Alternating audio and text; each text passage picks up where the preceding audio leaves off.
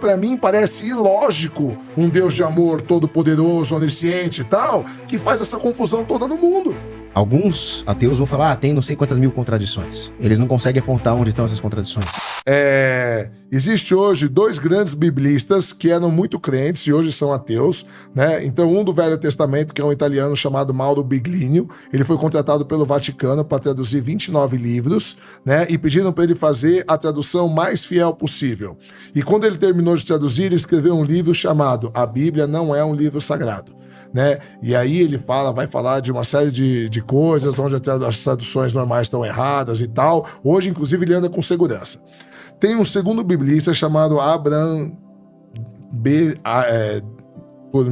eu esqueci o nome dele agora.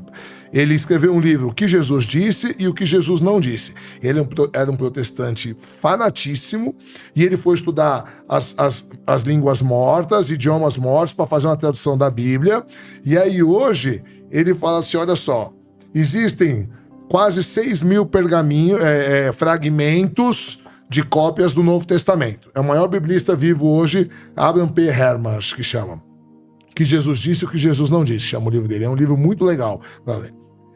O primeiro fragmento do Novo Testamento é do ano 120 depois de Cristo, é o papiro P52. Ele é do tamanho de um cartão de crédito, dá para você ver poucas letras nele, certo?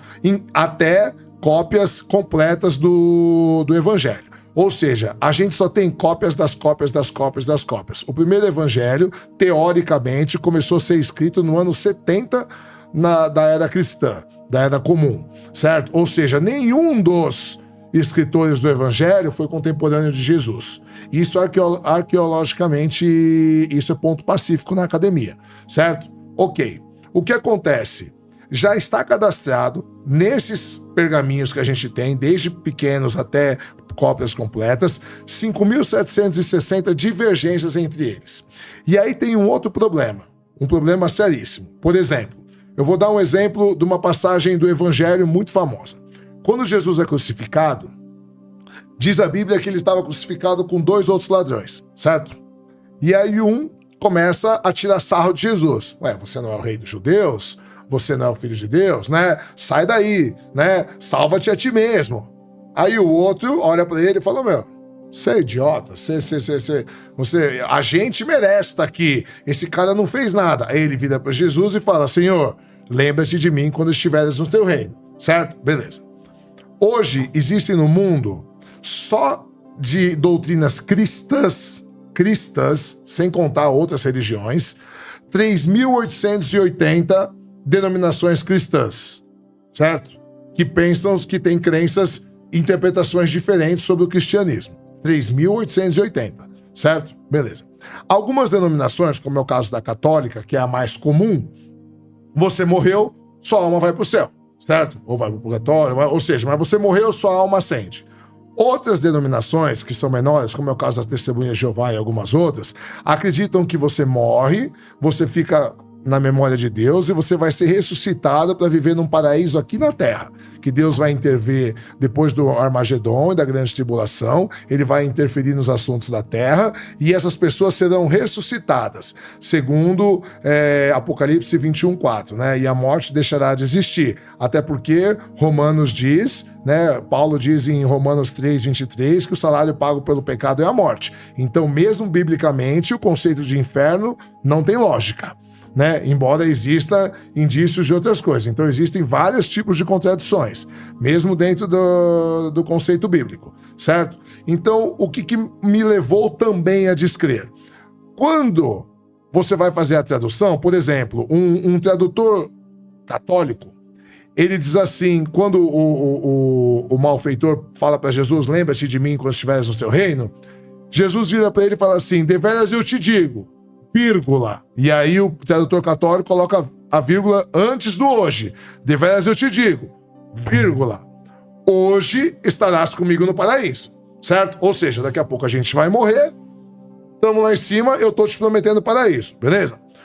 O tradutor que é de outra crença, que pensa que a gente vai viver mais na frente no paraíso aqui na Terra, ele coloca a vírgula depois do hoje. Aí você fala assim, aí Jesus fala para ele, deveras eu te digo hoje. Estarás comigo no paraíso. Mudou todo o sentido da doutrina. Se você pensar que tem duas doutrinas diferentes, mudou todo o sentido. Qual que é o problema? No grego antigo não tinha vírgula. E aí quem tá certo, quem tá errado? O tradutor coloca o que ele acredita. Entende? Então eu penso assim, se Deus é tão poderoso, se Deus é tão perfeito, se ele é tão inteligente, cara, desculpa, tá faltando aula de redação pra ele. Entendeu? Porque o textinho confuso, que gerou guerra pra caramba, que gerou um monte de coisa. Por que ele não é claro no que ele quer pra que a humanidade saiba? Por que ele permite essa desgraça toda em volta do nome dele? Entende? Então, pra mim, parece ilógico um Deus de amor todo-poderoso, onisciente e tal, que faz essa confusão toda no mundo.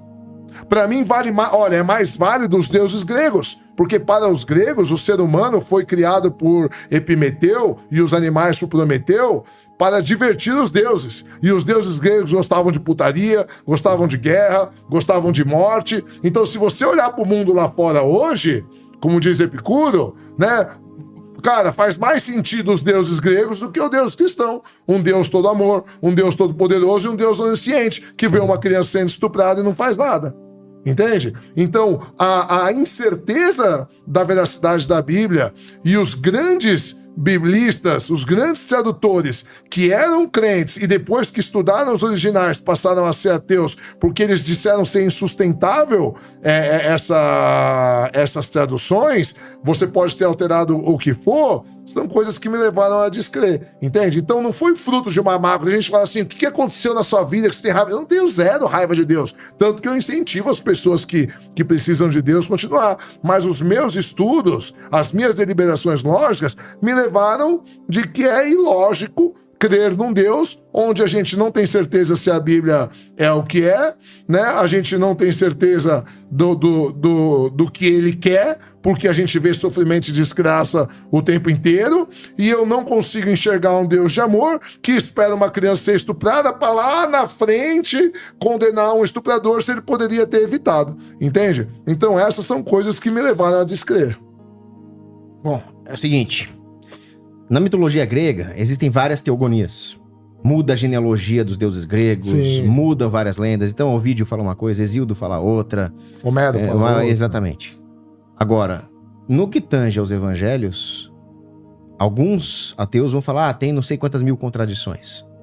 Eles não conseguem apontar onde estão essas contradições. Não sou eu que falo, tá? Eu tô apontando o livro escrito por Abraham. Inclusive, ele é considerado hoje o maior biblista do novo... Eu vou ver o nome dele aqui certinho. Ele pode, mas tudo bem, ele pode apontar a contradição que for. Mas ele não tá levando em conta qual é a natureza da Bíblia. Então não adianta você querer apontar contradição num texto se você não faz um estudo filológico desse texto.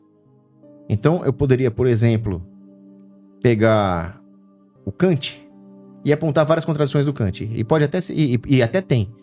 Agora, o que eu não posso é apontar contradições no texto do Kant Bart de Ehrman. Sem levar em conta as premissas filosóficas do Kant. Então eu não posso pegar a crítica da razão pura e ler com uma chave aristotélica, depois eu pego a crítica da razão prática e leio com uma chave nietzschiana e falo, tem contradição. Não, usei duas chaves de interpretação diferentes. Sim. Então, para eu apontar se existe uma contradição ou não numa obra, eu preciso ter a correta chave de interpretação. E na Bíblia diz que a livre interpretação das Escrituras é vetada. Somente o magistério da Igreja Católica pode interpretar a Bíblia. Por quê? Porque a Bíblia é um produto do magistério da Igreja.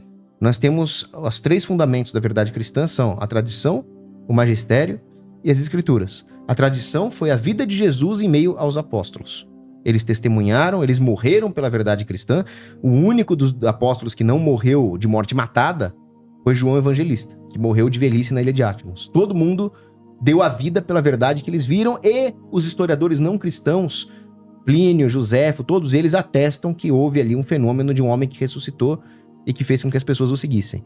É a personalidade mais estudada da história, muito mais estudada do que Júlio César, Alexandre o Grande, etc. Então, existe essa verdade histórica, e existem textos sobre essa verdade histórica, e esses textos, eles foram compilados e considerados canônicos pelo magistério que surge a partir da tradição. Então, os apóstolos construíram essa tradição da vida apostólica, Aí constituiu-se o magistério da igreja porque Jesus nomeou os apóstolos como Deixando bispos. claro que quem construiu a teologia da congregação cristã foi Paulo, não foi Jesus, né? Não, foi Jesus. Paulo é um. Paulo, Não, não. ele deu continuidade. Ele constrói a teologia, ele que estrutura a teologia do cristianismo. Jesus era judeu. Em hora nenhuma ele falou, tanto que ele falou, eu vim para cumprir a lei, não vim Não, para... mas aí que para tá, o eles termo fazerem. judeu é um termo equívoco. Porque ele pode significar alguém da Judéia, ele pode significar alguém que segue o judaísmo hoje, um talmudista, ele pode significar qualquer coisa.